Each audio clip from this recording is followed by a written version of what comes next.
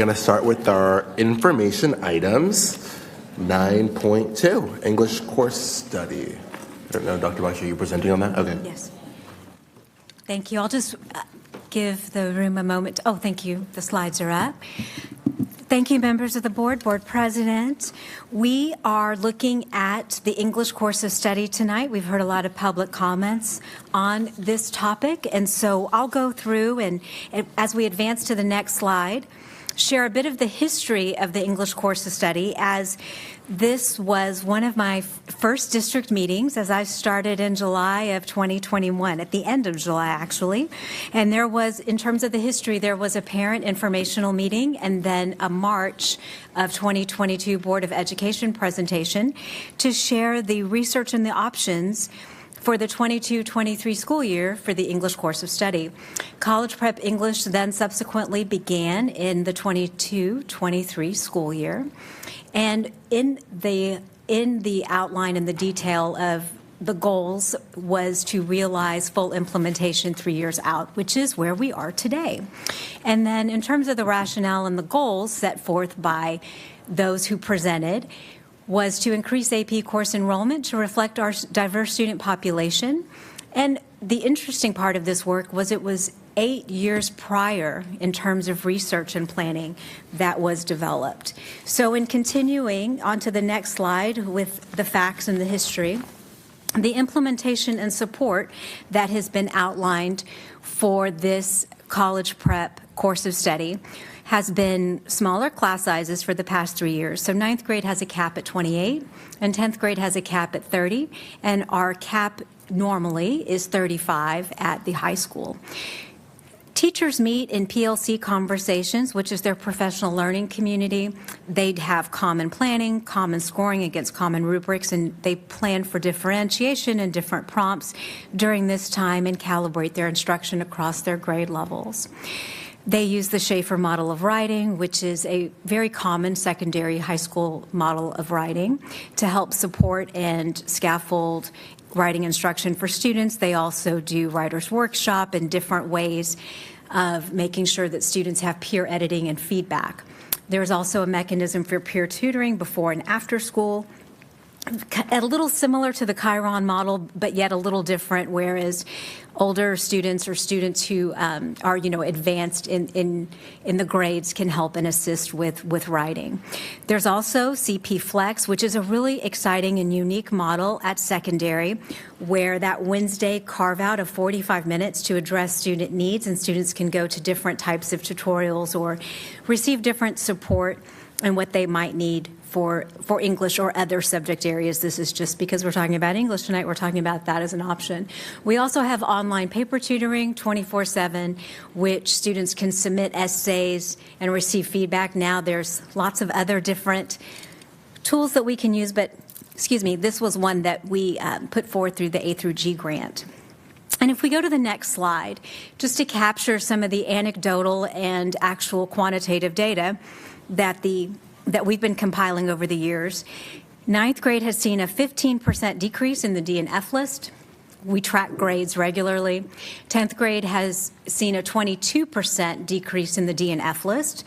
There is increased student talk in the classrooms, and this is the English department was very generous in sharing information with us as we've been gathering this research and sharing what they're noticing in their classrooms. And we'll go specifically into some more data in the upcoming slides, but there's an increased number of AP classes and tests taken over time, and there's ongoing classroom differentiation. So if we look at the next slide with really specific data, in 1819, there were 1,436 students enrolled in AP courses. Please note that the students could be enrolled in more than one course. So this could be a multiple count of a student. It's just actually by course.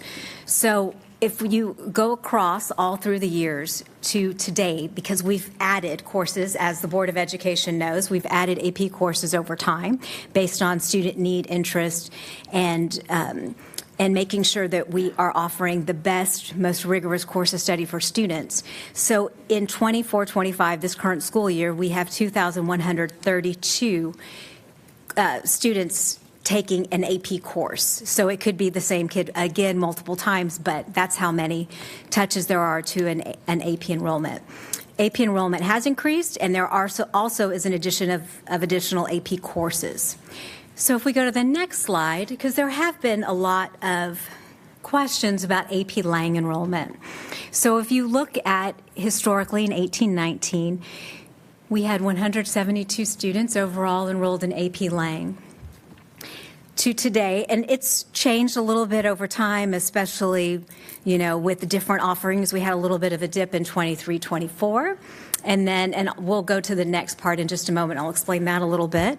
But in 24, 25, and we pulled this data at the end of February, we have 142 students enrolled in AP Lang, so it's on the upward trend again.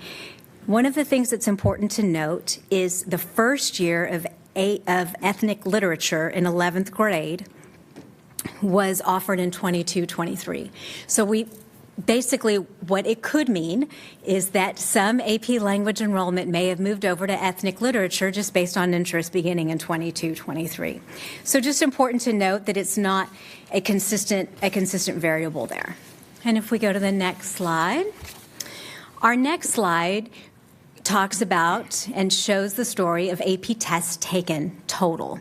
So 24-25, we're not at that yet. We will be soon after May 2nd. We'll have more information there.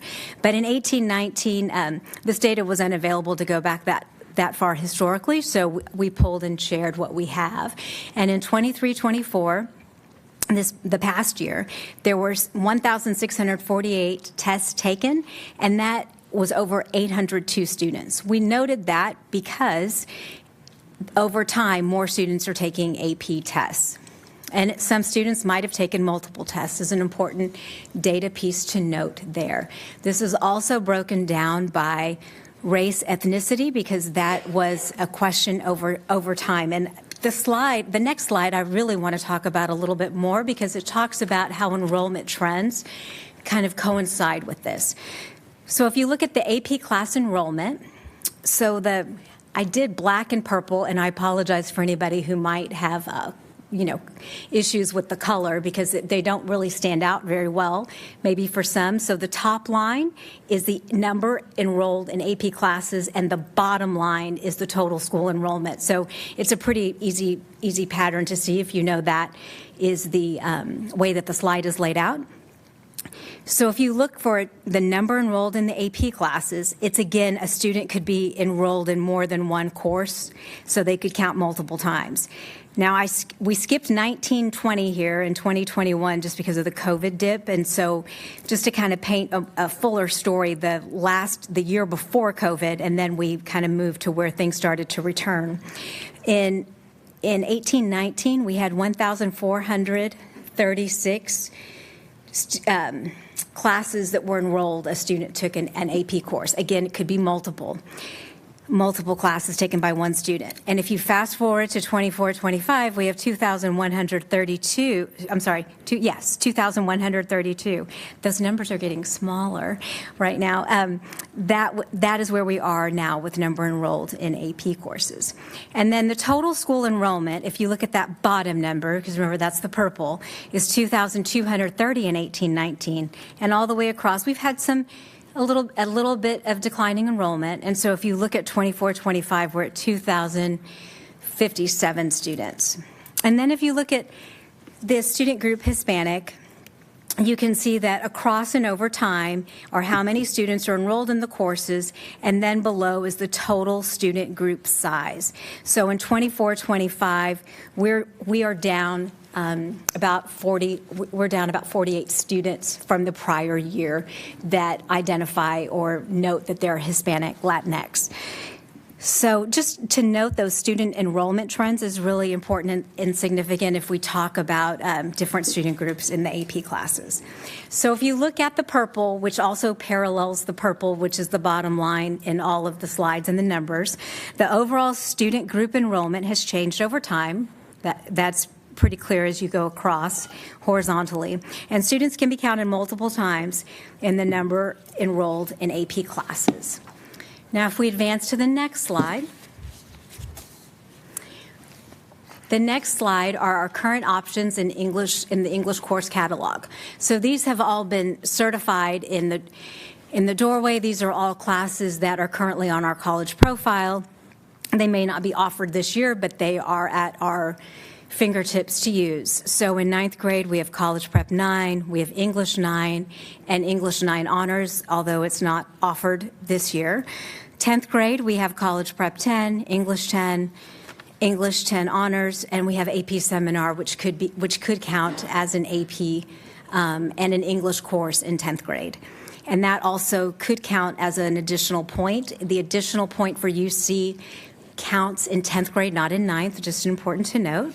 And then our next slide is, now that we've laid out the facts and the story, is just an opportunity for the board to discuss this information item.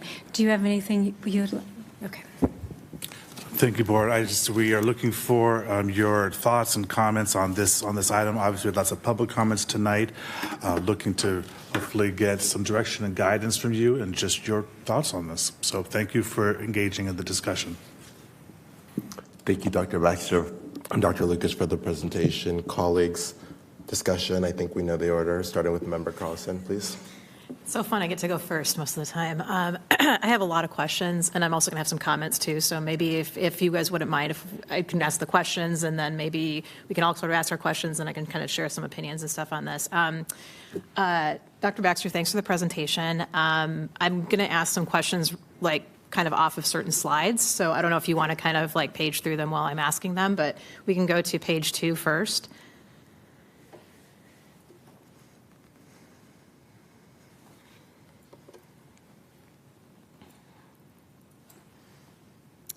Okay. On this, so there's in this history section here, I'm sorry, the rationale and goals, I guess. I know there's been a few changes, where it says planning began 8 years prior. So, sort of taking that backwards, I guess 8 years prior to 2022, is that what we were talking about? Like 2014-ish or so? I believe so. So when I went back and transcribed that board meeting, this is what I lifted off of that presentation, as I was a very new director in Culver City at that time. Okay. I have not, I will admit, I have not watched that board meeting. However, as part of my prep work for this item, I did call a couple of former board members who were on the board during this time frame. Both of them had said there were no board discussions or decisions about eliminating the English honors courses during their tenure. So I don't know if you can maybe, and again, I know you were not here, but if there was some discussion or rationale shared during that that meeting, if you could maybe share with us, what that process was, who was involved, what were they doing? It was an agenda item, and the high school curriculum department participated, and it was shared about the plan for the following year, which would be the 22-23 school year, and the curriculum was laid out as that would be the offering. Okay, yeah, what I'm actually talking about is this sort of like years of planning thing, right? Because the board members that I talked to were on the board until kind of the late 2010s, and in one case 2020. And so they had no recollection of having any conversations about this among the board. So I was just kind of trying to figure out just what the history was there, because it seems like it's been a little bit of a mystery. I believe it was an internal conversation within the high school. Okay, the leadership in that team. I don't know that it was public. I didn't watch meetings past. Okay. Then on page 3, you have smaller class sizes, cap at 28 in 9th and 30 in 10th. So what were the class sizes before they became smaller to those numbers? 35. That's generally what we run a high school English course. Okay. All right. All right. On page 4.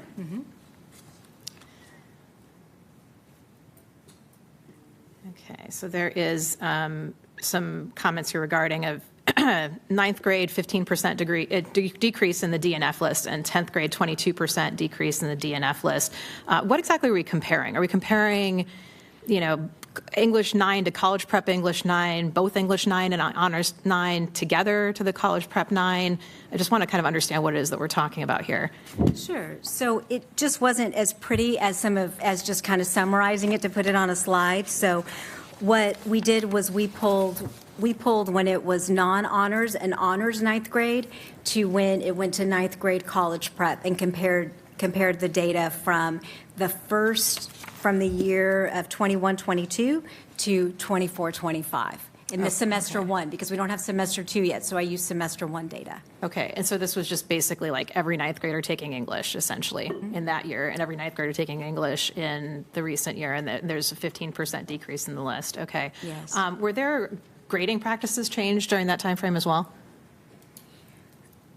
Well, the grading practices would be the common rubrics, but I do believe that is that is engendered as a part of their practice.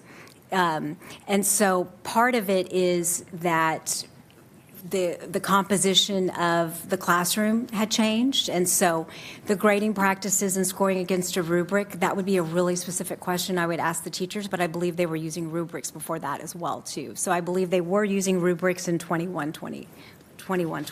Okay, I'm not sure that I fully understood that, but one of the things that I have heard is that we went from sort of a grading practice where like an F could be a 0 to F being 50% or something like that, so that you don't end up like going too far down the hole. So if you get a couple of Fs on things, you're not failing the whole class.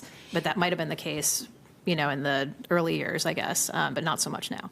So currently, each department at the high school was doing a piece, from the grading for equity model, Sure. and they were doing a piece of the grading for equity. So that specific question I'd have to follow up with you about the 0 being a 50%, a 50 or a 0, that I would have to get for you, because that's a really good specific question. Okay, yeah, I mean, that's just what I'm sort of curious about, because you might have fewer kids failing if they're not easily, I guess, but like more easily able to climb out of a hole like that. You don't want the first few weeks of your class to just sort of determine whether you're going to fail it overall, right? I think that's a good practice overall.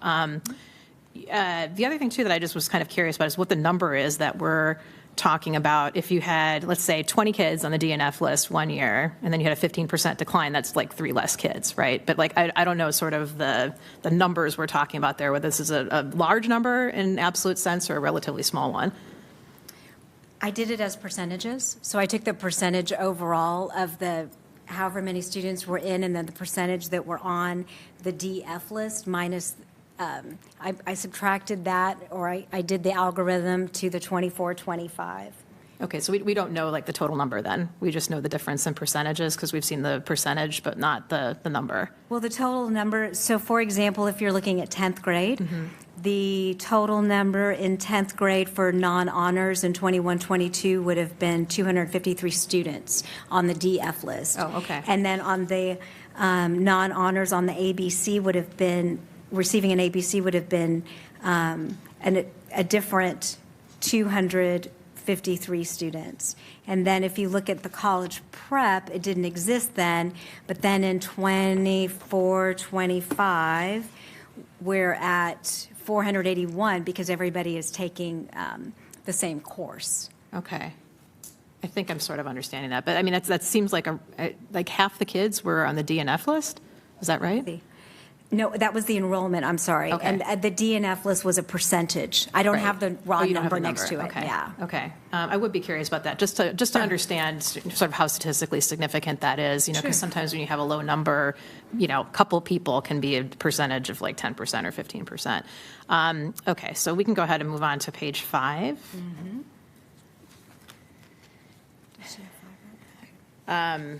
Okay, so I know you all have heard me in other conversations say that I'm rather skeptical that AP is the end-all and be-all for all advanced course curriculum, particularly due to the College Board's profit motive and kind of a tendency to teach the test in those kinds of classes. Of course, AP does offer college credit. It's a nice thing to have. Of course, it requires that students pay for every exam that they take, so that's also a fairly significant expense for some families of more modest means. I just want to know if we're taking enrollment in other advanced and for-credit options into account when we are analyzing our full portfolio of pathways and our educational options. So it'd be including things like dual enrollment at our local community colleges, honors courses. I don't think we have any IB courses at the high school. I'm pretty far away from that at this point. I have a first grader, so I'm just learning about all the options that we have. So I mean, are we also kind of thinking sort of outside the box and not just AP when we're thinking about advanced coursework? Yes, but Okay. of particular interest had been AP and AP Lang, so that's why that's the data point that I pulled just in the interest of time, but there are other metrics absolutely we could pull. Okay. And then on page 6, okay, so when we get to page 6 here, that is AP language enrollment and ethnic literature. And so it looks like we added ethnic literature in 22-23. That was also the first year we did not have the 9th and 10th grade English honors courses. But the kids that were in AP language that year and in ethnic literature that year would have had the option for the honors courses in the year prior. We had enrollment of 290 kids, it looks like, total between the two. I guess one of the things I'm sort of curious about here is why we're looking at AP language and ethnic literature together. Are these seen as essentially equivalent courses? Is ethnic literature kind of considered an honors course for all intents and purposes, or some sort of advanced course? And what other options do we have for the 11th graders in the English coursework? So these are among the two courses. There's also I'd have to pull all the rest of it, but the reason why this was significant is because the counselors, everyone who tracks this, was saying, well, kids are really excited. It was kind of a little bit of an anecdotal data point. Kids are excited about this as an option, and they're opting into this in lieu of. And the thought was that could have historically been some, and again, this is qualitative data, not quantitative data, so it could have been some of the kids who would have gone into AP Lang. It's just another point of discussion for you all. Okay. Just observing some things based on this chart. So if you kind of go back to 18, 19, you can see that there's kind of 18, 19, 19, 20, 20, 21, 21, 22, hovered around 170 kids in the AP language course, except for that year, 19, 20. I don't know what's up with that class, but it did dip a little bit that year. And then, of course, you get to 22, 23, you kind of have your high water point there of AP language, right? Then massive drop in 23, 24, some recovery in 24, 25, but you're still like 30 students below where we were at in 18, 19, even with ethnic literature as an option as well. And so it looks like, just based on this chart, the ethnic literature high point so far, based on the 3 years of information we have here, was 22, 23, and so was the AP language high point. So I guess what I'm sort of wondering here, is, are they really, if they're, I don't know that we can really conclude that the kids are going away from AP language and into ethnic literature, because the total number between 22, 23, again, which is the last year that we had English 9 and 10 honors available for the kids going into that course in 11th grade, was high, and also high in ethnic literature, and then you sort of see this like precipitous drop in 23, 24 in both of those courses, right? So it's like 74 less students total between those two. To me, that causes some concern, and that it's not, students are not necessarily seeing these, the ethnic literature as another option, but rather just not taking these advanced courses. Can I ask you a question about that? What? Are you looking at totals? I just want to make sure that I understand what you're saying. So you're saying that like 20, it's 216 total for 23, 24. Right. So it is a drop, but it's still higher than 21, 22. We're seeing the same thing, right? Yeah, because ethnic literature didn't exist. But that, I don't know what, is this course not offered? I don't know what the other options were that year, and again, like that 22, 23 year, you had the kids in 21, 22 that were taking honors courses that were then deciding what they were going to do in 22, 23. And like this, obviously there's a much higher number total between those two courses, but they had the honors option in 21, 22. So I don't, what we're trying to do is determine whether eliminating the honors option actually caused an increase in enrollment among like basically any population. I can't tell you based on these numbers that it caused an increase among any population. It just looks like it decreased overall when the honors courses went away. So, we can certainly have that discussion later. I want to finish asking my questions, though, so I'm just going to go ahead and move on here. All right, so page 7.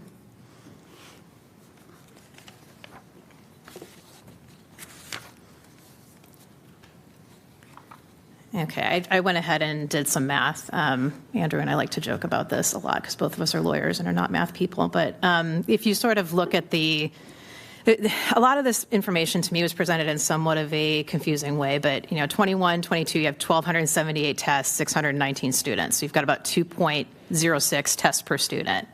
And this is of all AP, right? It's not just English. It's like the whole. Correct. All the offerings that we have. Okay. And then 22, 23 had 1,665 tests and 781 students. So then you went up to 2.13 tests per student.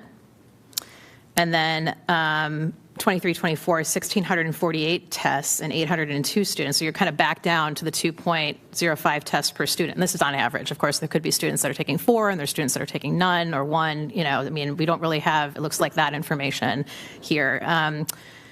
So then if you sort of compare that back to the numbers on page 5, and I know I'm kind of like jumping back and forth here, but I can tell you that, they have the 21, 22, you had 1,512 students enrolled in AP with 1,278 tests taken based on page 7. So I'll represent to you that's 84% of the enrollment actually taking the test.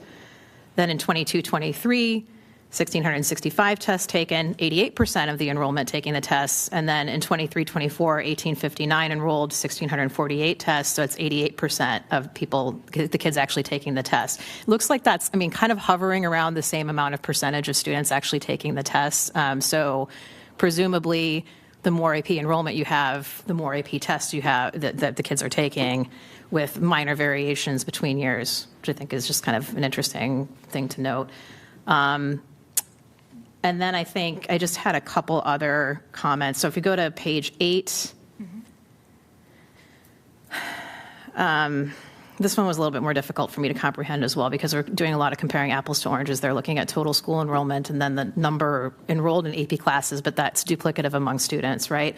But I think kind of the most interesting thing here is I just was looking at the percentage of students enrolled, the percentage of AP enrollment. It's not like absolute number of students because you can have some students enrolled in multiple courses, et cetera, but just trying to compare like to like here. You kind of go across that, the numbers here, and from 1819 to 2025, it looks to me like most populations were fairly flat with respect to, you had Asian students in 1819 had, 25% taking tests, 25% of the tests taken were that. And then you kind of go up to 30%, 28%, 27%, kind of statistically insignificant, right? And then kind of the percentage of the population remains relatively flat across the board there too.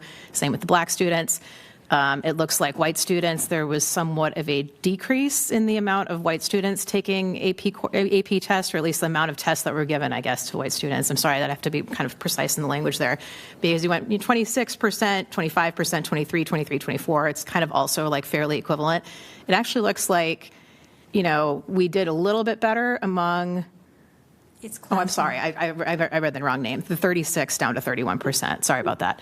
And then in the Hispanic population, you see like somewhat of a modest increase, right, from 25% to 31%. So it looks to me overall, and tell me if I'm wrong about this, that for the most part, Asian and black test taking remained relatively the same throughout this whole time frame. White test taking went down a little bit. Other on here probably isn't significant enough to really like make a conclusion. And Hispanic test taking actually went up, which was kind of nice, right? But not by, it was 6% in a matter of like 6 years, right? So that's not, also again, not super significant. But let me know I guess if you have any thoughts on that or conclusions that you make. Sorry, just a point of clarification, because we've looked at a few of these slides. This slide that we're looking at now is around class enrollment. So this isn't on tests. Oh, I'm sorry. Okay. No, all right. no, I just wanted to make sure. I know it's a little bit confusing. It's trying to parse it out is giving you all the most data that you can have, and looking at trends over time was kind of the goal for me. But so that's why this goes into class enrollment, just to see overall student population and what that looked like in student group, but then how many kiddos were enrolling.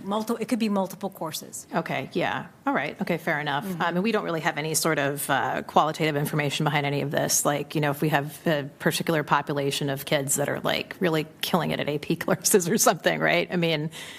It exists amongst the students and the Yeah. teachers. They would be able to give a lot of really good Okay. qualitative information. Yeah, but overall, it's, I mean, we sort of see what we see here, Yeah. so, okay.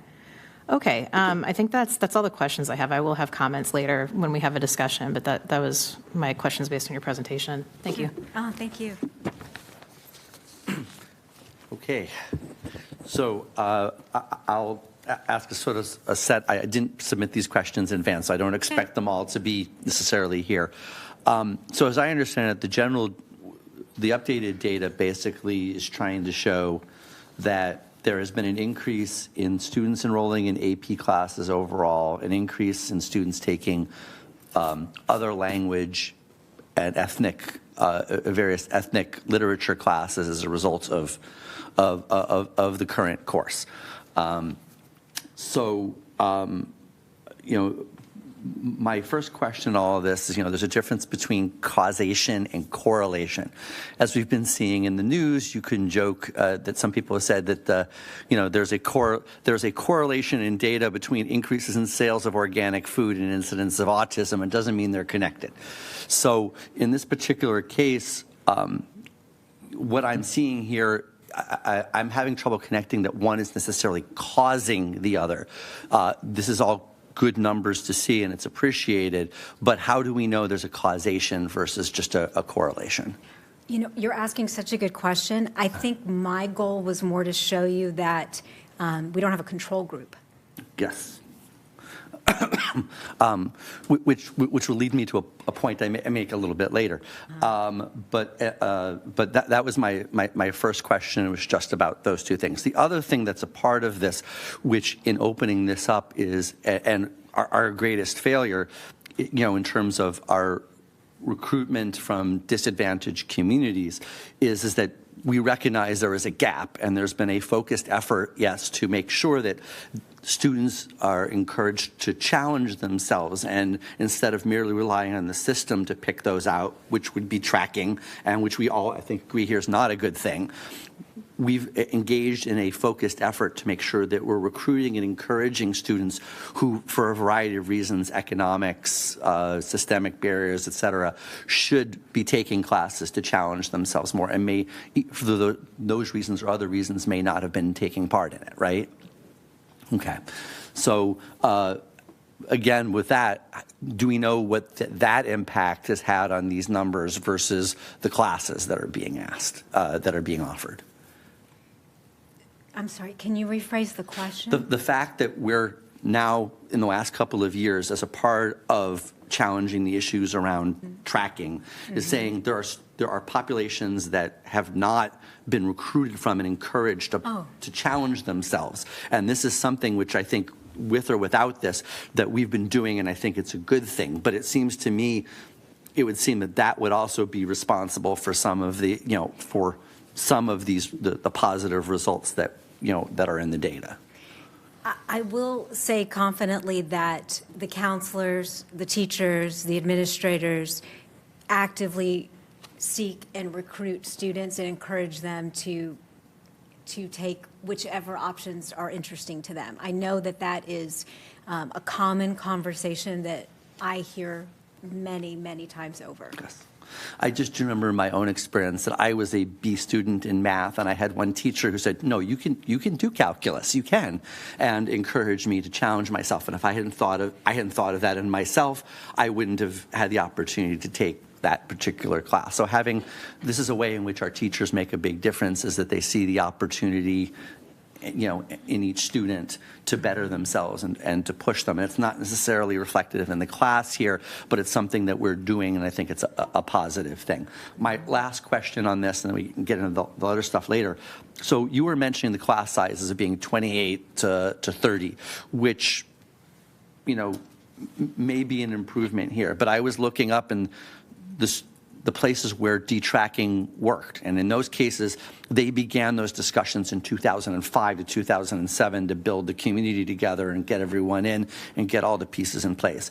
New Rochelle School District, which is one of the few examples of where, on a broad level, a district that is majority white was able to bring up scores. Their ELA 3 class has 20 students. per class, which seems to me would be an example that 28 to 30 is still not quite the sweet number we need it to be, but I don't think we have the resources to get there. We know we have challenges, and it would be great to be able to see it on the flip side, instead of pulling everybody into an experiment without the resources to make it work, to show where it can work before we make that switch over. And that'll be a part of my discussions a little bit later. But I don't think, and correct me if I'm wrong from a budget perspective, I don't think we would have the budget to be able to bring it down to in the low 20s, per classroom for these, in order to meet a similar standard from a program that did see success in detrack and fully detracking. We cannot do that Okay. financially. Thank you. Those are my questions for now. Okay, thank you.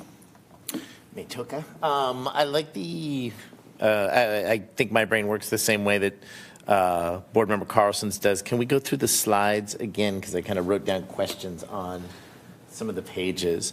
If you could start with slide 2, please.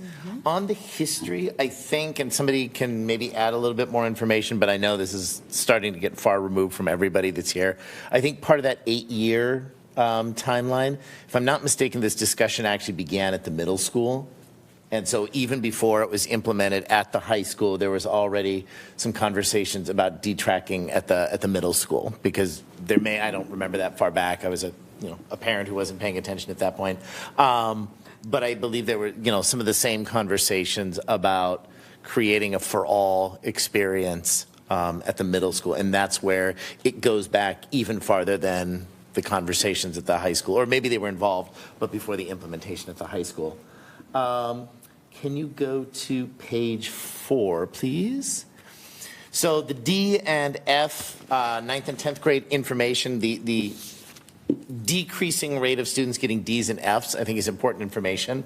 I think it's interesting kind of reflecting on what the gentleman from UC Riverside said about these types of efforts as a whole are absolutely beneficial. It may not be beneficial for every single student, but as a whole and for the majority of students, it is.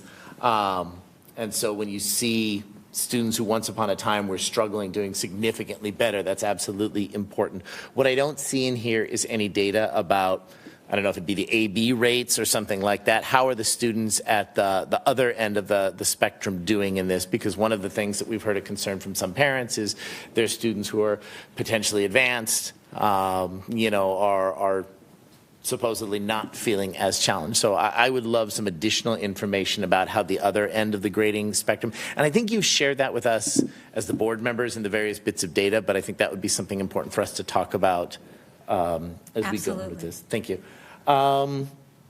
Page 5 and 6 and 7 all talk about AP enrollment, and that's certainly important. Having kids in those classes. What I don't see for those are the grades there, like for the AP classes, like what kind of grades are kids getting in that. What I also don't see is AP test. I see AP test take rates. I don't see AP test pass rates. And so there could be a lot of kids in these classes taking these tests. This data doesn't really give us information on how they're doing. Are they getting in there and not being successful? Are they getting in there and being very successful?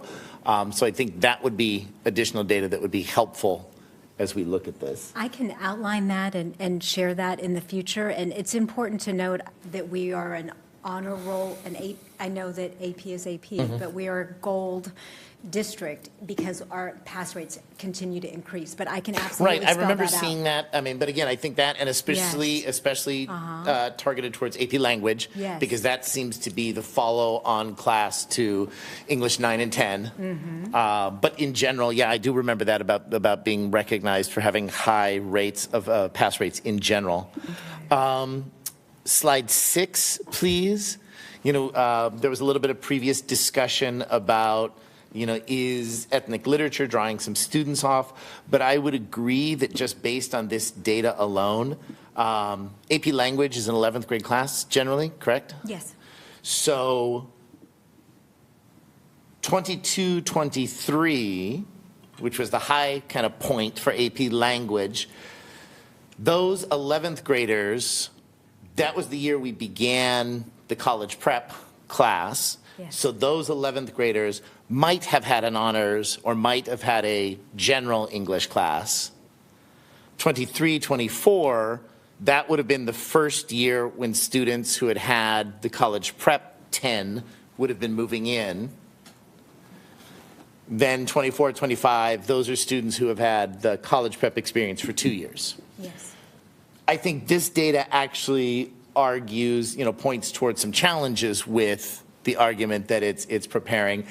I do see it dip and then rise, so it certainly could be the fact that maybe the first year, the curriculum wasn't entirely where we wanted it to be. Looks like 24, 25, there were significant improvements. I don't know that we have any way of knowing what the 25, 26, if kids are doing kind of pre-picking classes or something like that, that might be a useful bit of information to know if there was a dip at the initial implementation, but now we're out of that. So you mean like the course request for the Course next request, year? I guess, which is still mushy because kids don't, Yeah. they might change their mind from now until then. But how that's going, I think would be very helpful. Okay. Slide 8, please. Looking at this, I know there was some discussion also about, some populations seem pretty stable, both in their share of the population, but also in their enrollment rates. I actually think for the Hispanic student group, 6% increase is pretty significant, actually, especially when you look back at 1819, and there was 25% of the AP enrollment, but 38% of the population. That's a really wide gap. Whereas by 24, 25, it's 31% of the enrollment population and 39%. That gap has come down pretty significantly there. And the other groups are either are pretty stable on that one. Page 9, you mentioned that there are current board options in English courses. I know college prep is the current class that's offered. We still have English 9 and 9H back in the book for classes that have been board approved at some point. Yes. But especially listening to the English teachers speak tonight, it sounds like those course descriptions are out of date, so that we wouldn't necessarily be able to just grab them off the shelf the way they were the last time they offered and turn around and offer them again. I know several teachers mentioned as they've moved forward with college prep, they've improved the curriculum that they once upon a time offered. So I'm sure those courses are still on the books and still in the system and things like that, but I don't know if they are currently available, They are currently available, but I think the tweaks and the differences we could, flesh out and discuss and those things. I think that, the nature of teaching is you always improve upon, but the standards and the iterative nature of teaching is that the craft, which is what they were expressing, continues to evolve. Right. So, that is more information I could get about that question. Okay.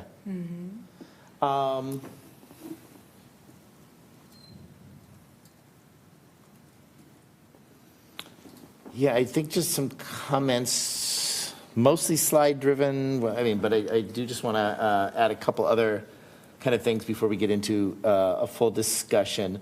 I've had a couple, reached out a couple of times to some of the English teachers, and just want to highlight that fact that they feel very strongly that differentiation is happening in classes. And again, students are this very wide spectrum. Differentiation may not hit every single student, but it is certainly not a one-size-fits-all class. Kind of back to the history, I know another piece of information that I think is important to this discussion. Just because a high school puts an H next to a class and calls it honors doesn't necessarily mean it is recognized by UC as an honors class. There's a process. Exactly. We have to certify. So my first year as assistant soup, we realized that our honors courses hadn't been certified, and we made sure they were certified. Right. So that was a huge thing that we did very quickly. Another thing that's important to note is if you have an honors class, you have to have a non-honors class so that the doorway, the UC portal, will see it as an honors class. You have to have two options. You can't just have, one option. So that's just No, but that's important. That was actually one of my other kind of questions early in this process and comment. If we're doing honors level curriculum, can't we just call it honors and give everybody honors credit? But the way that UC looks at classes, they're not comparing two schools or two districts because there's so many differences. They look within a school, and if you don't have two different classes, exactly they won't designate one of them as honors. But to the other point about adding honors, I think that is an important piece of information. And some of the emails that we've gotten from folks who are not necessarily part of the school system and don't have kids in it seem to be under the impression that we don't have any honors math classes, which we absolutely do, and now they are certified when they weren't. Yep. There seem to be some folks who are under the impression that we don't have any honors science classes, which we do, yes, that are now getting credit that they weren't doing. So there are honors options. This is just a particular model in the English department for 9 and 10. And since you asked that really good question and you've opened the door, if I could walk through Sure, it for a please. second. So AP and honors both give students the opportunity to have that additional point. So thank you. I don't know if you were intending to let me say that, Sure. but thank you. Totally go in that direction. On that, that is something. I mean, my own child is now a first-year college student, so just went through this application process. AP classes and UC recognized honors classes do give some additional points in calculating kind of GPA and things like that. There are limits. They don't let you just take 15 AP classes and count them all. It's a maximum of 8 points over the 2 years. It's only 10th, it's only 11th. 9th grade doesn't count for that. Even if you took all AP classes or all honors classes, it wouldn't count for that. It might count for preparation and making you a better person and all that kind of stuff, but it's not actually counting on the applications. I also agree with Board Member Carlson about that idea that APs are great, but they're not the end-all, be-all. It's not the only standard. Some of my child's AP classes were fantastic. Some of them he felt were very heavy on memorization and things. That's still a skill, and welcome to college. You're going to get some of that there, too. But there is that issue of paying for tests. It is an expensive test. Do we have any kind of support for any students? We do. So we have confidential support, and it's done through our counselors, and we do offset. It's a nominal fee. It's like $5 or $10, or we have funding through our education foundation that supports us, and so we're very grateful for the support we have. And because we had the A through G grant, we were able to pay for all the AP African American Studies students to take the test as a way to expand that new course, because it was a pilot a couple of years Right. ago. So yes, we're very mindful of that, but it is very confidential. But Right. yes. And it's not going to hit necessarily the middle income kids, Yeah. but certainly the lowest income students who would have the most trouble with that. And I will say I've been surprised, my child having taken a number of AP tests and classes, getting to college and finding out, wow, that knocks out several of those breadth requirements and things like that. So I could see a situation where it actually allows a student who wanted to accelerate their college experience, get it done in 3.5 years, save a little bit of money on that end because they've come in with credits. Which brings me kind of to almost my last point on this, is that dual enrollment. And I also appreciate the point about, we're talking about AP, but there's a lot of other things that students have gone into. I know dual enrollment is not new, but a growing area that we're trying to expand. And I think long-term for this discussion, some data on students going into that experience, going into the dual enrollment, and whether, a dual enrollment is a college class. If when they go, and just thinking about the cohorts, our first cohort is 11th grade right now, so the data is probably pretty limited, but what is the experience of the students doing a college class, an actual college class, whether they had that college prep experience and whether they feel that prepared them. Which kind of gets to one thing that I don't see in here. We've heard some anecdotal testimony. Some students came up and said it's a great experience. Some students came up and said it's not the experience that they need. I would ideally like to see some more widespread anecdotal evidence of what the students in the class are feeling. You know, people with strong opinions are always going to be the ones that come. How does the student who doesn't have the strong opinion feel about it? Are they thinking it's a great experience? Are they thinking it's not a great experience? So I think that would add to the conversation. Last thing, and then I'll wrap on this. A couple people used a sports metaphor tonight talking about it. And I want to push back on that a little bit. Absolutely, when we talk about sports, we're talking about competitive, like after-school athletic programs and things like that, or trying out for the starring role in a play or something like that. Those tend to be additional experiences for students. During their PE class, students aren't having that type of sorting going on. During their PE class is when every student gets to experience those types of things.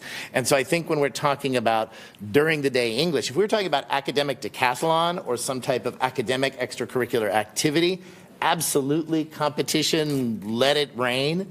But what we're talking about during the day is that every student experience. And so I just want to push back a little bit on that sports metaphor. I don't think that's a good description of what happens in the classroom or what we want to be happening in the classroom. We want every student to be challenged, every student to be able to rise to their ability and their effort and things like that. But this competitive model I don't think is appropriate for during the day core offerings. So thank you. Thank you. Hi, good evening, friends. First, I want to get out of the way that, like, when we do have, say, math honors courses, it is because we're adding, like, 2 extra sections. So that's why it's accelerated, or it earns that extra honors designation. Is that correct? Yeah, like it's deeper is a good way to think about it. Yeah. So, so I just want to say, like, you know, that was the difference between now, because Board Member Guerrero was saying, like, you have to have a differentiation between, like, what is going on. You can't just put an H on something and say that it's honors. I also want to take your point of dual enrollment offerings. Right now, there's only like 7 offerings right now for dual enrollment coming up, and none of them are appropriate for college for ELA 9 or 10. They are like ASL. They are in child development, early childhood development. They are not in this area, and I don't know whether or not, you know, our admin or anybody has thought, like, hey, how can we provide more different offerings that we cannot provide, or we currently cannot provide here on campus?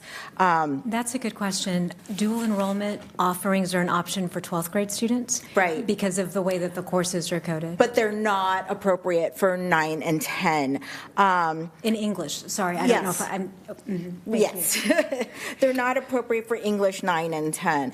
And so what I want to do right now, I did get most of my questions answered ahead of time. I am in a very different position than my colleagues here because I have a rising senior and a rising junior. So these folks right now, my youngest is a current 10th grader and my oldest is a current junior. And so that junior had honors English all through through that early on in middle school, and then not later on. And then she didn't have honors English last year, right? So then for my younger student, she never had honors in middle school. And so when I had asked them and I looked at their curriculum, my questions were, and about like their teachers. Some of their teachers were the same and some of them were different through 7th through 10th grade. And for the most part, what I got from them was, yes, Ma, it was the same books, like in middle school. It was the same books. They, our teachers are saying they are teaching the idea of providing access, accelerated learning to all was their approach to this, instead of saying like, oh, there's a certain number of folks that don't deserve that acceleration. And so I understand that. I think that where we start to have a red flag is when folks are coming to the podium or in our emails or approaching us and saying like, I'm all for equity, but there's disruptive students that don't belong in my kid's class. And that hurts because you're saying two things out of the both sides of your mouth. Is you're saying like, I'm all for equity and these students deserve their choice, but they don't deserve to be with my student. You're holding my student back. And so the approach should be more so, what can we do to what can we do for the students that really have a passion for English? What can we do for the students that like really want to do a deep dive into poetry and verse, into like women's lit? And so for my colleagues that don't know, there is a course handbook. And I'm very familiar with this because every year for course selection, my students and I, have to look at each course sequencing. And I don't know if the Zoom gets this, but it's available on cchs.ccusd.org. You go through academics and then you pull down for course handbook, and you can go to page. That's not it anymore. You can go to page 27, and I don't need to see more. Thank you. You can go to page 27 and you see that right now what we have available is English 9 and 10, this course sequencing, and then they can choose to go into either ethnic literature, American literature, AP English, which is what they call AP Lang. They could also do like the other choices in 11th and 12th grade are also AP Lit, intercultural literature, ethnic studies. There's also myth and legend, science fiction and fantasy, and English 12. Should they have enough interest in every to fill a room, to fill a classroom? Because I can imagine that some years, not all of them will be offered in complete sections. So that being said, right now we have this course sequencing. For this past year, that's more like this, where we do like, we have the previous boards approved CP9 into CP10 following with what I just said, the English 11 options. Now, earlier this year, our board approved also AP Seminar. And during that time, when we were approving AP Seminar, I had asked you very directly, will folks be able to take AP Seminar instead of College Prep 10, or if they want to take it in 11th grade or 12th grade too, they can do that, and you said yes. So this now provides a roadmap that we are now, if this was going to be updated for next year, providing the opportunity for CP10 or AP Seminar. It's not just CP10 anymore, and then they can go into their other AP English or American literature or whatever it is currently for 25-26. Is that correct? So this is what we're waiting on a discussion. But discussion didn't we? About. Yes. I know that we're waiting on this discussion, but didn't we approve that coursework?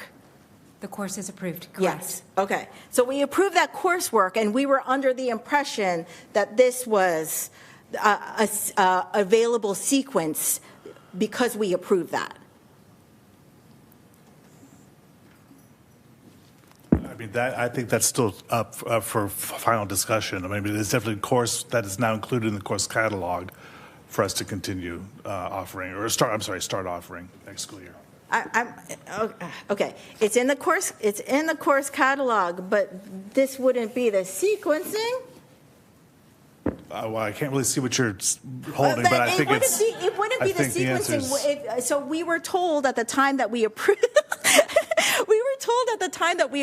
it that the students can choose after completing College Prep 9, they can choose either College Prep 10 or AP Seminar. Was it in the course selection? No, that's what we're waiting on. Because I had asked directly at the time of approval, and if that is not the case, I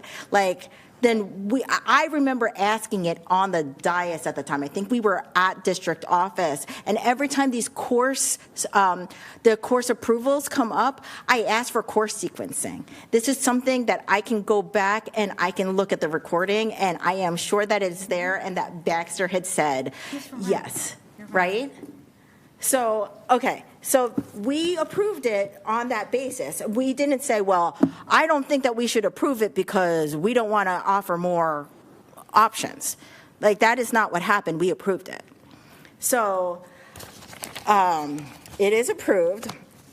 And I would also like to understand, I have been asking for, well, what is Ed Services' recommendation? What's the recommendation? And one of the things that I've been asking for a couple of years now is, like, has anybody ever thought about, because we do this in other districts, doing, developing or looking into developing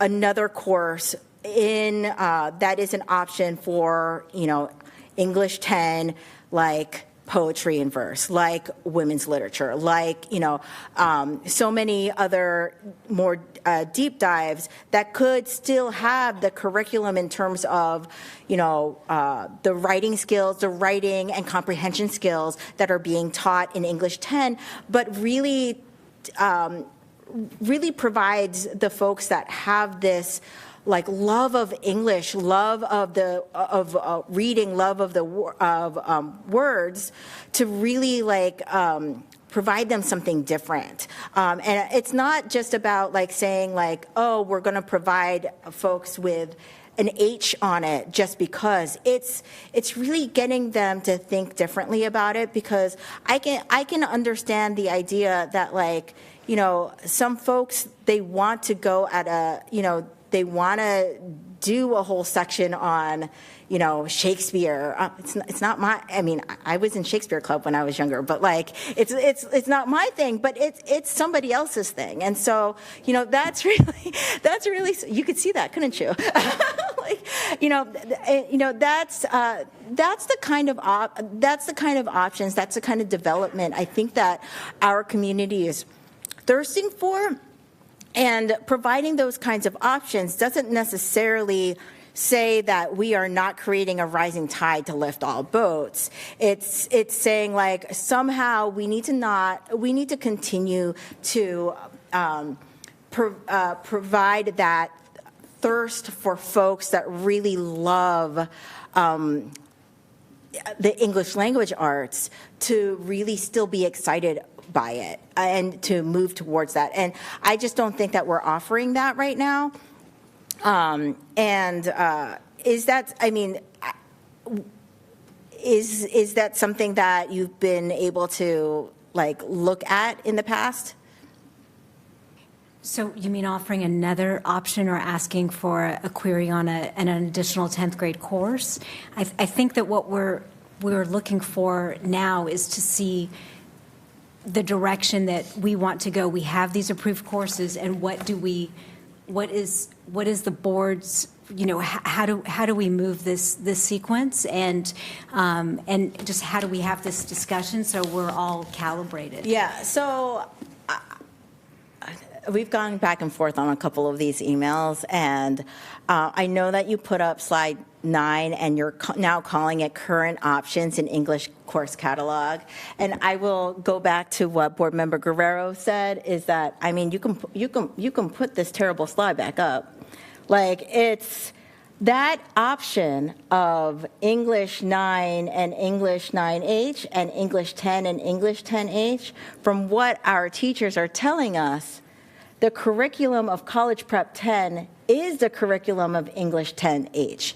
So I find it really hard to believe, and in my mind, once the board before us approved that College Prep 10, like, I don't think that, I feel like it's not something that you can go back on, because are you going to say, I mean, that's saying that you're teaching an English 9 and 10 that's like general, but really it's remedial. Like, now that we've elevated everyone to College Prep 9 and 10, tell me that that's not what would happen.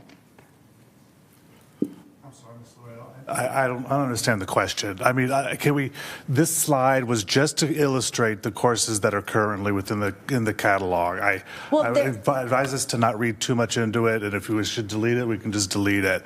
But I'm not entirely sure what the question is that you're... The teachers are saying that the curriculum for College Prep 9 and 10 yes. is the curriculum for English 9 honors and English 10 honors. So if we went backwards and do what a lot of people are saying and reinstate honors and reinstate the English 9 and 10, that would essentially, like, now that we have a accelerated curriculum for all, which is college prep, that would essentially go back and create like a remedial course, because College Prep 9 and 10 is the same as the honors program from before. I get what you're saying.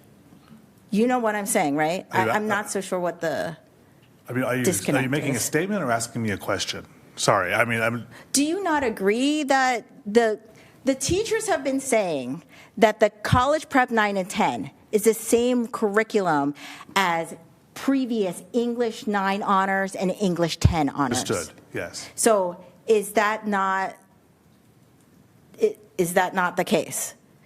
That is the case. Yes. Yes. So if we go backwards and put in English 9, English 9 honors, English 10, and English 10 honors, it's like bringing back like a remedial course now. Correct? I would not say remedial, but I mean, I hear your statement. I hear that that's your concern. We haven't gotten to a point of where we're actually making the final decision around this, but I hear what you're saying. But your concern. But that would be the impact, right?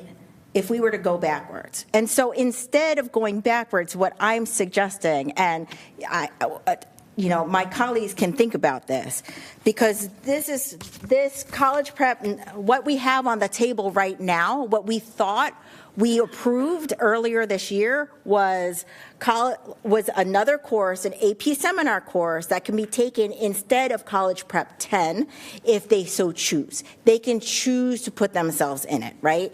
And then they can, in 11th and 12th grade, they can move into the other AP and other offerings as they want. It is their choice. If we so choose as a board, we can set direction to develop other courses for 26, 27, 28, and beyond, right? Which may be a deep dive into poetry and verse, which may be women's lit, which may be whatever else. And we can also develop honors courses after we have developed those, if we find the need to. This is where I'm confused right now, which is why I'm asking about AP seminar, is because we approved it and somehow it's not being put, like you're telling me that it may not be on the master schedule, right? That's correct. We're waiting for more guidance from you. Okay, so colleagues, I'm focusing on the road ahead. I think that we should stick with our board approval of offering AP seminar from earlier this year as a choice versus College Prep 10. I understand with some folks that, like, AP isn't the end all be all of things, especially since you have to opt into the test, you have to do well in the test. Maybe it's just teaching to test. AP seminar is not that kind of course. However, I also would say, like, let's challenge us to develop other courses for the future. But in the meanwhile, there is no reason why we should not be seeing AP seminar on the master schedule for 25-26. My own students have told me that they are very disappointed to hear that it may not be on the master schedule, and their friends have also told me that they were looking forward to the teacher that they thought was going to teach it as well. It is a very engaging teacher, and it really provides a class deep discussion. So thank you for listening.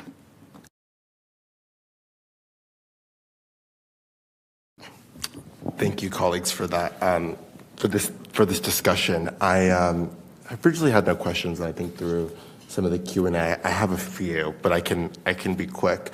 Dr. Baxter, I just wanted to touch on something that you said earlier around the data. I can't remember what slide, forgive me, but it was about us not having a control group. Yes. And that this being unclear because we don't have a control group. But if you could just, for me, please talk about that and why we don't, because I think it's my belief that I think we could, but maybe I'd like to hear from you. Sure.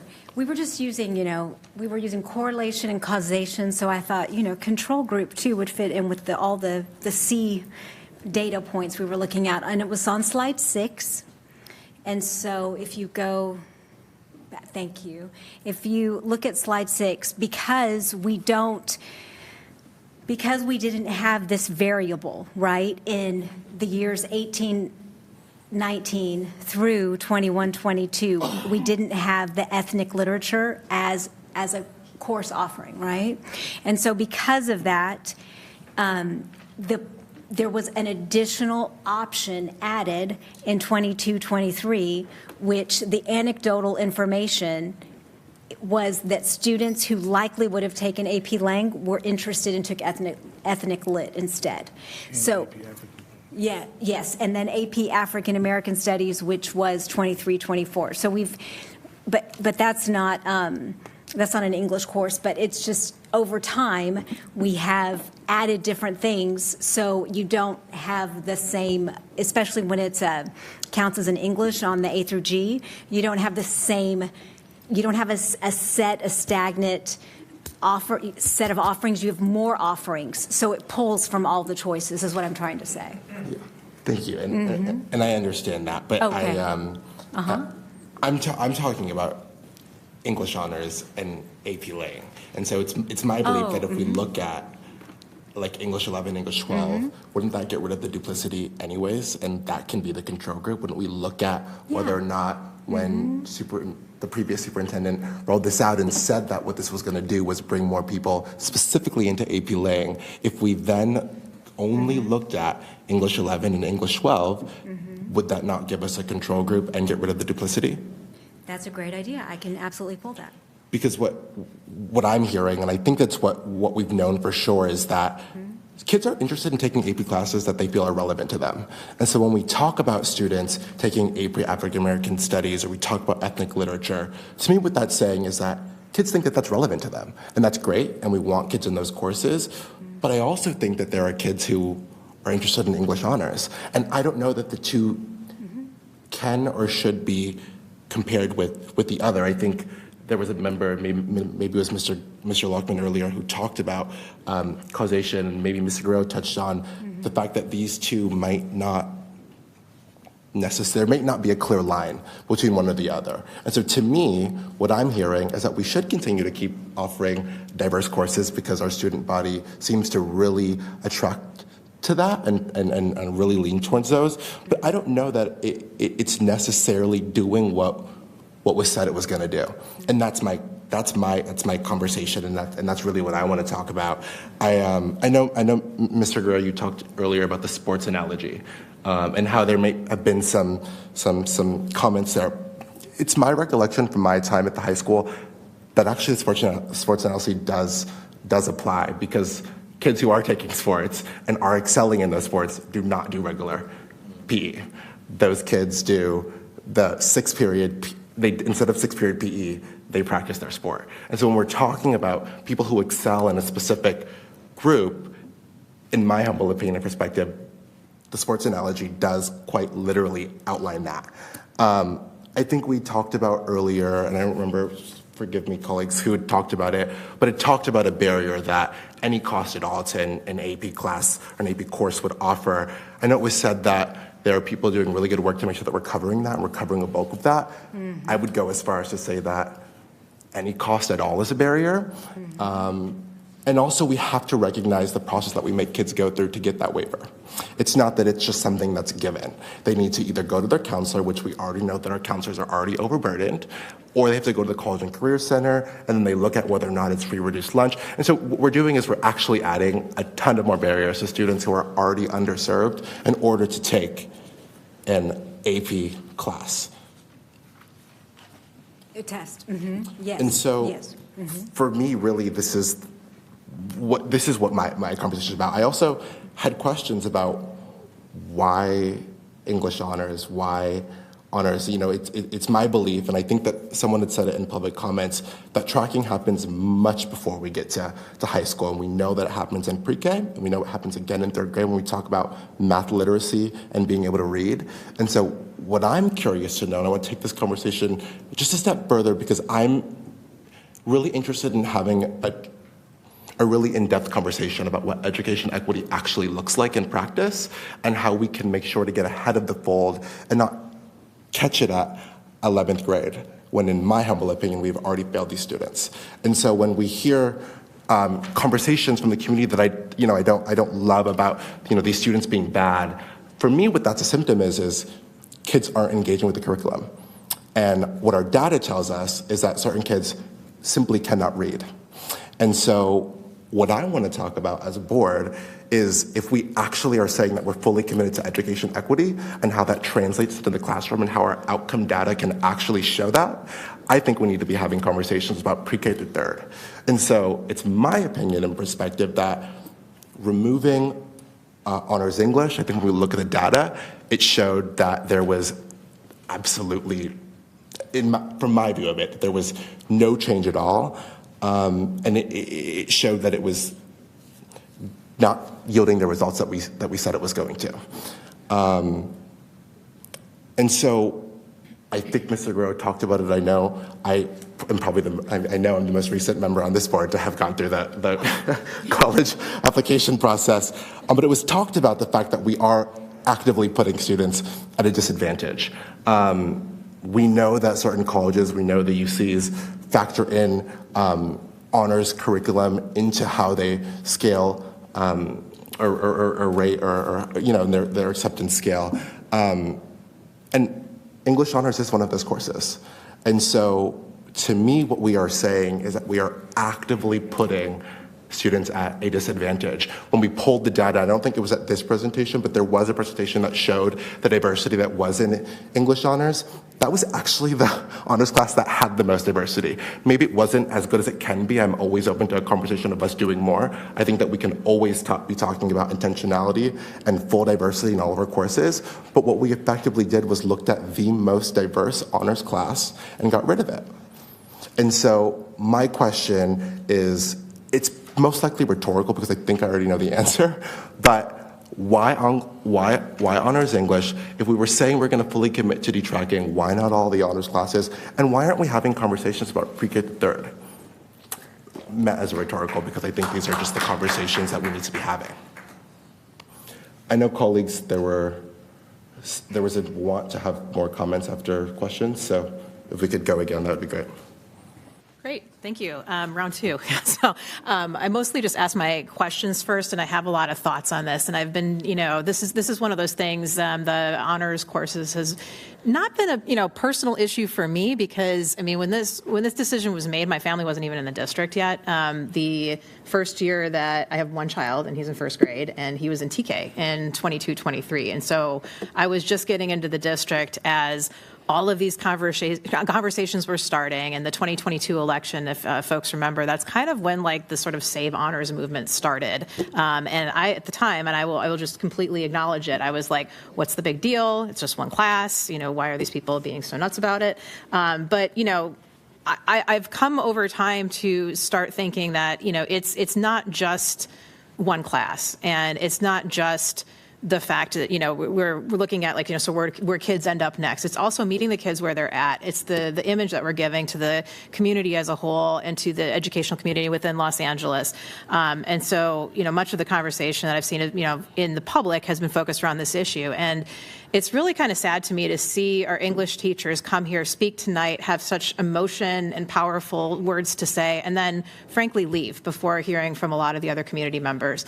That is disappointing, because I think that is sort of symptomatic as to why we are so far apart from each other on this, why our English teachers believe everything's working, everything's just fine. If you guys would just see what's going on in our classrooms, everything's fine. And then the whole community is basically saying, it's actually not fine. I think one of the things I'm going to say it might tick everybody off is I kind of think this sort of appeal to data all the time is not really where we need to be. A robust statistical analysis of what's actually going on would ensure that we have sufficient sample sizes, we're controlling for preferences, we're looking at other confounding factors, the addition of other courses, the fact we have ethnic literature, we didn't have it before, that's a wonderful thing. It's obviously increased overall enrollment as between ethnic literature and AP language, but AP language still went down, and we don't know why all these things sort of happened. And it just, to me, it's led to the two sides of this issue just kind of talking past each other. And so I'm not going to focus on the data. I'm going to focus on some other aspects here. I think, it seems to me like a favorite strategy of folks making public appeals these days is, when they're pursuing a particular goal that seems sort of unpopular based on like the comments that are made at public meetings and out there in the community on social media, et cetera, is to sort of make an appeal to the opinions of those people who are not in the room, right? Of course, unless you've actually talked to people who are not in the room, you're operating on conjecture, and that can be really substantially influenced, frankly, by stereotypes and prone to paternalism, especially when we're talking about populations to which we do not belong. I can tell you this for sure, however, because I ran for election last fall. I do actually know what a lot of people in the community think who are not present in this room tonight. I spent most of my Saturdays not watching my son play hockey, but out in the community, talking to people, going to their doors, meeting them where they live, knocking on their doors, having these conversations. I actually didn't bring up honors pretty much ever. Mostly it was like, what do you think about the district? What are you looking for in a school board member?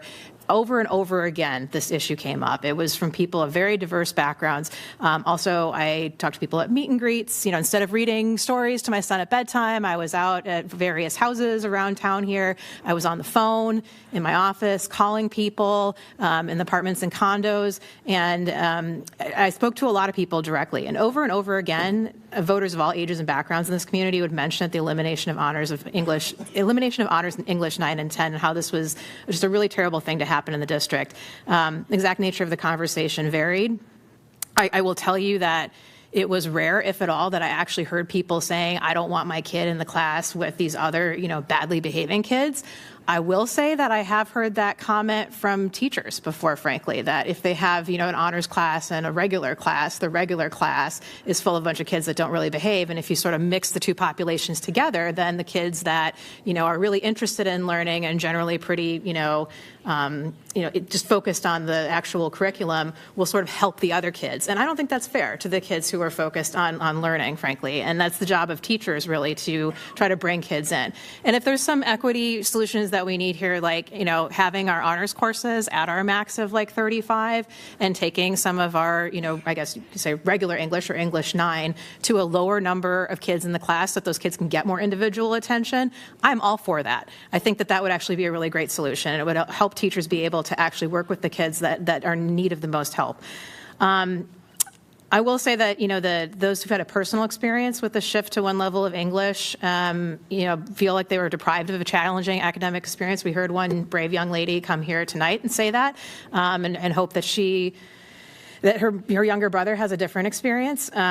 And the tenor of the comments from those who haven't been personally impacted yet, and a lot of these folks are my peers, parents of first graders and other elementary school students and kids who aren't in school yet, are really worried. They're considering their family's future in this district. And, if you weren't out there knocking on doors, calling people, how would you know that these people are feeling this way? I'm also going to say something that I think may make some people feel a little bit uncomfortable too. A lot of these kids and parents haven't spoken up publicly out of fear of retaliation. That was a sentiment that was often communicated to me at the doors and in community conversations. It was another one that I kind of didn't really honestly believe. My mom was a teacher, by the way, too, and I know she did not retaliate against students whose parents were vocal. It's a pretty... I think most teachers are professionals, to be quite honest. But I have to say that the moment this item was agendized, and especially from some of the things I heard here tonight, that's actually changed my view. And I think I'm a little bit concerned that fear might be reasonable. And I think the students who did come and speak here tonight are very brave and to be commended for that. Another thing I did in preparing for this is call an expert in the field of education equity, my friend Dr. Bill Koski. He is a Stanford law professor, has a PhD in education policy, and he founded and directs still currently the Stanford Law School's Youth and Education Law Project. I talked to him actually during my son's TK year a couple years ago when we were having brunch, and he's married to one of my law school friends, so a whole bunch of us were out, and I was like talking about some of the things going on in the district, and one of the things I mentioned was the elimination of honors English, and he said, oh my God, that's a bad idea. It's a terrible idea. He lives in San Francisco. They've tried a lot of these sorts of solutions before too. He said the kids, frankly, that are most negatively impacted are those who don't have the family resources to pay for extra tutoring and classes and whose parents can't afford to yank them out of the public schools. I talked to him again a couple of weeks ago, said, we've agendized this. I want to get your more in-depth take on this. And he told me a cautionary tale about what happened in the Atherton-Menlo Park district up in the Bay Area in the 90s. It really felt like I was hearing deja vu at that point. District decided to detrack their classes. I think it was just the English classes on the same theory and, same good intentions that we did in this district as well. Parents pulled their kids out, sent them to private school. There were complaints of a dumbed-down curriculum. And he said, worst of all, there was a huge backlash against the other equity-focused initiatives that the schools were implementing. And so what he said to me is, just from a real politics standpoint, this is not the battle to fight. Eliminating advanced courses is not worth the trouble. It ends up basically causing an exodus from public education. That is not what I want to see in this district. It's not why I'm located here with my family. I'm a very strong believer in public education, and I really don't want this to become the kind of place that we see in so many parts of Los Angeles where the moment a family has money, they pull their kids out and they send them to private school, and then the local schools are not that great, even in some of the wealthier neighborhoods that we have here. Just from the outside looking at our middle school and high schools, because my family's not there yet, I have often questioned why we picked this specific area to dig in our heels. We have 25 AP classes. We have honors courses in the other disciplines at the high school, although, as noted tonight, not in ninth grade social studies, although we do in 10th. We have something in this district called double accelerated math, which I've not experienced yet, but it's rather confusing, and it seems to have greater barriers to entry, frankly, than even our honors courses do. I understand it requires jumping through some hoops and scheduling and having some pretty involved parents. We have varsity sports teams. I think to my colleagues' comments there, I was a varsity tennis player in high school, and we didn't sort of sort ourselves out and say, well, you might not feel good if you're not all on the same tennis team. No, basically you played up and competed, and if you were on varsity, you were. If you weren't, okay, you played on JV, that's fine. I think, in some of our particular kinds of athletics, I think there's also sort of the question too of, scholarships, right? Because a lot of times you have recruiters come out and take a look at your varsity athletics and some of your high performing students. And if we just said to everybody here, well, no, you know what, that's going to make kids feel bad if they're not all on the same team, we would be doing a disservice to those athletes. And I think we get a lot of backlash from that, frankly, too. And then, like I said, I have concerns about equity. I'm concerned about meeting our kids' needs. I am, as you probably can tell from my comments, very supportive of bringing back our honors English options, and I'm really focused. I think we should be doing it with an eye toward giving additional support to our kids who need it. Like I said, could be in the form of having smaller class sizes for English 9 and 10 compared to the honors courses, providing additional support to help 8th grade teachers and 9th grade teachers identify those high potential students, encourage them to sign up for honors courses, and really just being also very intentional in combating our implicit biases as well. I did want to just sort of address one thing that came up through the course of some of the questions about, the curriculum for each of these courses. Back when we decided to agendize this and we started getting a bunch of emails and, from folks saying well, it's the same curriculum. So I said, I think I asked Dr. Baxter for some sample syllabi, I guess that is plural, from the college prep course, honors course, regular English. And the ones that I was provided, frankly, they're the same. And that's the same between regular English and honors English and college prep, at least the three that I have. And in fact, one of them even says English 9/English 9 honors from 2020 to 2021. It is the same document. One thing that I think we should be exploring is making sure, and not that we have, if we're trying to say that college prep is honors, maybe honors needs to be more rigorous in the first place. I think we're not trying to create a remedial class of any sort. What we're trying to do is make sure that our honors is actually an honors course. In these syllabi, sorry, this is not a typical word in my dictionary, but, so you have here when you have the college prep syllabus says, there's text for the year, Animal Farm, Persepolis, Romeo and Juliet, To Kill a Mockingbird. That's it. And then when you're looking at English 9/English 9 honors, Things Fall Apart, Animal Farm, Romeo and Juliet, additional text TBD based on distance learning. And then I think this one, let me see here, is the English 9 honors. And that one had Animal Farm, Things Fall Apart, Romeo and Juliet, additional text TBD based on distance learning. Okay, granted, that was the COVID year, so that was maybe a little bit of an anomaly there. But I think what we really need to be doing is focusing on providing those opportunities to our kids to make sure that there is, in fact, a real advanced course for those students that want it and need it. And, a course that addresses sort of like the kind of regular kids. I mean, there's nothing wrong with being regular. And I think that may be also part of our society's problem here in not sort of recognizing. And I've always kind of had a little bit of a problem with the college prep designation as well, frankly, because, I went to college, I went to law school, did pretty well in both of those things. My husband is not a college graduate. My husband has dyslexia. My husband had difficulties in school his whole life. And, frankly, I think that we have a little bit of an elitism to us when we're deeming the only thing that's sort of acceptable is something that is college prep. So I think we also need to change our attitude a little bit too, and make sure that all of our kids understand that nobody should be made to feel inferior based on their course choices, whether that is the regular course of study or an honors course in any particular discipline. So I'm going to go ahead and stop talking now. But again, I think we need to bring these courses back for our kids as well as for the long-term health of the district. Okay, thanks. I know it's not my turn right now, but I was about to just get a point of clarification from the chair. Are you looking for what our final direction is? Because it's nearly 11 o'clock and I'm about to move to limit discussion. This is just an information item. So, and we have so much to get through. Look at our audience. So I'm just asking, because I don't need to belabor the fact anymore, and I would like to, if you ask us you recommend to move towards whatever direction, I'm looking for that. Yeah, I mean, that's what staff was looking for, direction on.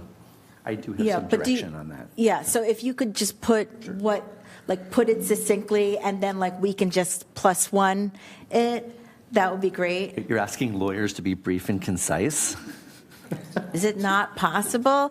Because I will move to limit discussion at this point. Of course, yeah, no, absolutely.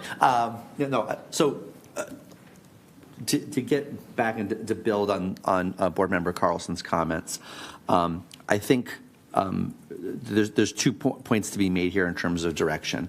One is I too, 1 out of every 5 houses I talked to, honors was a concern. And that shows that there is a disconnect between our teachers and our community. And part of this discussion needs to be coming together because parents are our partners in this.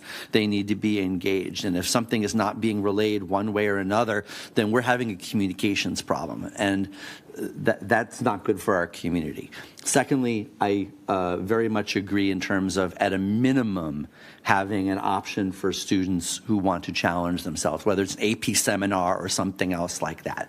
If that is not put forward an option because of resistance, I don't like interfering with the job that teachers do. You have the hardest job, and this is not easy. But there is very clearly a concern here, and it is very widespread.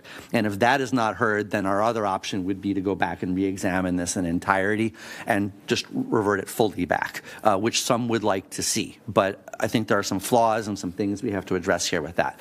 So at the very least, having that AP seminar option. I frankly think it would be have made more sense to have this particular approach of what we're doing. That should be a pilot instead of doing a complete reversion. It doesn't make sense. And the class, and I'll just close in saying with this, in districts that are more economically challenged, it's going in the opposite direction. They want more honors classes for students that want to challenge themselves. And it's a weird kind of flipping around in terms of what we can do to try to seek equity. I think finding ways to challenge our students, making sure we get the resources there. But going back to the New Rochelle example, they have 2,200 students. It's pretty much the same size as our high school, except for they have 2 high schools. But they made sure that all those resources were there to do the job right. And if we're not going to give you the tools to do the job right, then we have to take another option going forward, because it's not fair to you and it's not fair to the students. And I just feel that we owe it to everyone to make sure that if we're invested in an approach, that we're all on the same page and that the tools are there to make it work. And I don't see, from what I'm seeing here, the questions being answered to say that it is. And I'll close with that. Thank you. And I hope we can all work together for this. I believe there's a path. There's a path for us to all come together on this, because you all care so much about these students, and we all do here. So we all want to see the best for them, no matter where they come from or how they learn or the challenges that they face. Thank you. I think there was a question about why do we offer this, why do we offer honors in math and acceleration in math? Why do we offer acceleration in science but not, it seemed to be resisting it in language arts. And I think that there is a fundamental difference between the way that mathematics is taught and the way that mathematic curriculum builds on itself, the way that science progresses, and the way that language arts teaches. The language arts standards, the language, it's recursive, it continues looping around. So I think it's a very different subject matter and a very different instructional matter. And that, what people feel, that's people how teach it, that's also within the state frameworks about how it's designed. I think one of the challenges with being a teacher is that everybody goes through school. And so everyone has an experience with it. And I think that causes us sometimes to forget that our teachers are highly trained professionals. They are doctors who have been studying this for years. They are, have master's degrees. They have multiple credentials on this type of thing. As highly trained as a doctor, as an engineer, as a lawyer in their own way. It is now vogue to second-guess doctors and to second-guess, lawyers and to second-guess engineers, because I've got the internet, so I know everything. But our teachers are highly trained professionals. So I put an awful lot of stake into the experience and the perspective of our educators. Doesn't mean it's 100% right. Doesn't mean there's not some biases because they're in the middle of it. It doesn't mean that there's not room for improvement in the classes. I think it's also challenging because we have a lot of people who are very passionate about this issue who don't have any direct experience. When I hear somebody who's a kindergarten teacher talking about honors, they're projecting forward 9 years into what they would like for their student. They don't have any direct experience necessarily in how successful or unsuccessful that class is. And so I put a lot of stake. I also put a lot of stake into the experiences of the parents who have students currently going through this, or the students who currently go through this. You're absolutely right. We had a very brave student coming up and talking about it. We also had a brave student coming up and talking about how the college prep experience is fantastic for them. So we've gotten student experience on both sides. I think one of the dangers, and this is, I think, what Board Member Loretto was articulating, if we were to go back to the previous model of an English 9 and an English 9 honors, what we'd be basically doing is saying, we're going to have an English honors for the fast kids and another English for the slow kids. And that is ultimately what that begins to say. I would not and could not support that.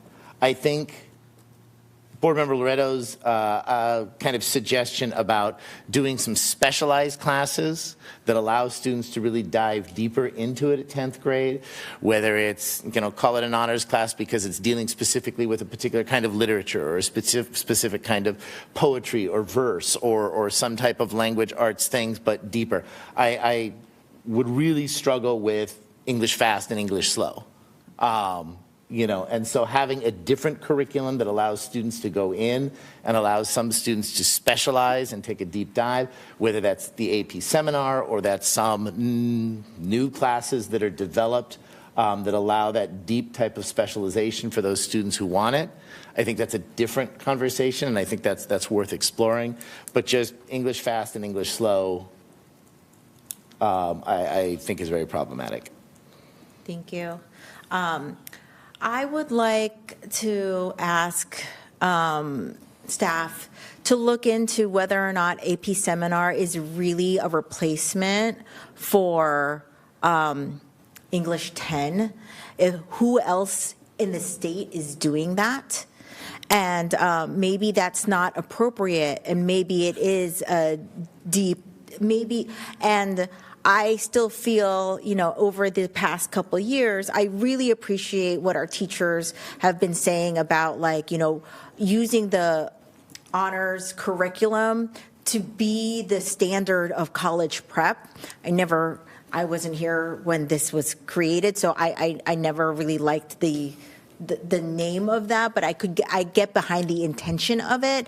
But now it's, what can we develop that is a deeper dive, that is giving some options, and whether or not that development is, it could possibly be phased, but until somebody looks into that and actually provides a recommendation of our options, in terms of do we do a English verse and poetry general and then add an honors to it the following year, that could be a possible course sequencing. I would like to know what there are other districts that we could model this this kind of thing after, and whether or not we do it all in and next year, or all or phased is also the question here. But my direction is really that I have a visceral reaction to saying that board approved course catalog is really board approved, because I don't think we can go backwards, but we can make progress. And that progress is now, the floor is now that what we were calling college prep 9 and 10 is really English 9 and 10 honors, right? That's really the floor of it. And don't let us dumb that down anymore, because now we do have data, and we should be data driven, that we have made progress with our D's and F's, and we don't want to lose that. And so some of what is happening is working, and let's not slip. Let's just go forward and have a brighter future with it. Thank you so much. I'm hoping that I may be the last commenter on this, but I think that it was pretty clear. I hope it was clear in my comments where I'm landing on this. I'm in favor of bringing back honors English, and I don't. Yes, I really don't. Thank you. There was a point earlier that when talked about doing research about AP Seminar and whether or not that actually is a replacement for honors, and I've done the research. I haven't found that there's enough full proof that show that this is a direct replacement. I guess I could be wrong. I'm open to looking at more, but I was unable to find anything that showed strong enough data that this was a direct replacement. But that doesn't mean that it shouldn't be offered. That's not what we're saying. No one's saying it shouldn't be offered either. I just wanted to make sure with them. Sure. And just to honor what both of you were saying, I can share the list from the doorway of all the schools that offer AP Seminar as a 10th grade English, because that's how it's certified in the doorway. So I can share that. That's no problem. Yeah. Well, thanks. I don't know, colleagues. I'm pretty clear that there's direction here. Does staff have what they need, or are staff still unclear? So what would be the next step? Staff bringing something back for act? What would be the next step? Staff bringing something back for action? No, it would be first read. right? Or unless action, Not what really. happens It here? should be action. Can I ask? So if I could just clarify, I heard different options forward, so it seems to me like I would pull together and present different course sequences for you all to, that's what I'm hearing, and just because it was all the options, some of the options, only 10th and AP seminar with college prep, I heard something, I didn't hear all, maybe I misunderstood, but I didn't hear everybody say the same thing. So I hear that I need to bring several options for you all to take action on. Is that? That would certainly be my preference, just to be able to make choices. I don't know. I mean, is the choice basically for ninth grade English, ninth grade honors? For 10th grade honors or not? And then for 10th grade, it seems like it would, at this point, based on the courses that we have approved, and I don't know if we're going into further discussion about like, you know, some eventual, I would not necessarily favor trying to come up with like new courses right now, but 10th grade, English honors, AP seminar, pick two, I guess? Yeah, I don't know. and I think that's the conversation that we're having right now. It's about English honors specifically. And I fear that having or trying to engage in too deep of a conversation about specific curriculum completely negates the role of a board and directors of teaching and learning and ed services department, because it's precisely those people who are supposed to be doing the curriculum and instruction work and are supposed to, the board is supposed to approve that. And so for us to be engaging in the conversation about creating curriculum, to me, is completely the antithesis of what a Board of Education does. Can I ask colleagues, just for a little bit more clarification, because I hear that there is a consensus to like bring back different, like something that looks like honors, right? But what I'm not clear on, and I think that this is what I'm trying to help Dr. Baxter with, what I'm not clear on is if you want to pull that old honors program back out of that course catalog and leave it as is. And that's what what I'm confused about, or what I think I'm hearing from Board Member Guerrero and me is that the honors program actually, like the college prep program is what the general should be moving forward, and then the honors program be a new like a course curriculum. Is that what you're saying too? Or like, I feel like I'm hearing that from all of us, but in a different way. I'm not hearing that. You want to bring it back, like just the old one back from the bag. I thought you wanted to limit the discussion. No, I'm getting clarification because clear. you're not, I mean, because I think that it's being said in different ways. Well, what I'm hearing is, I think, closer to You're muted. Carlson was You're muted. Usually I have to be on Zoom to say that. So what I'm hearing, what I'm sensing is that we'd all like to see what Board Member Carlson was suggesting of, these are your options for 10th grade. What would those three options look like generally, but without getting too heavily into the curriculum, because Chair is correct, it's not our job to delve that deep, but at least in terms of a structure of I can't remember the way that Board Member Laredo put it, but how the sequencing works in order to present those as options, and then we can maybe try to find a consensus going forward amongst those three options. It would be easier for me to move this forward if staff would just tell us what they need for clarification. I don't know if colleagues, we need to, as long as staff is clear, I'm good. I don't know if we need to go over this again. Right. I'm just hearing that I need to bring you all options that you can take action on, because I didn't hear you all say the same thing. So I'm good with putting together options. That's not a problem. Because what the chair was saying is one of those options going forward, and it might work for us, which is going to the way the system was.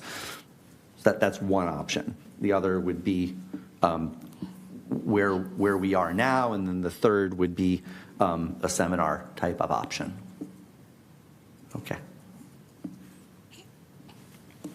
Okay. Enrollment report. All right. Did you guys get what you need?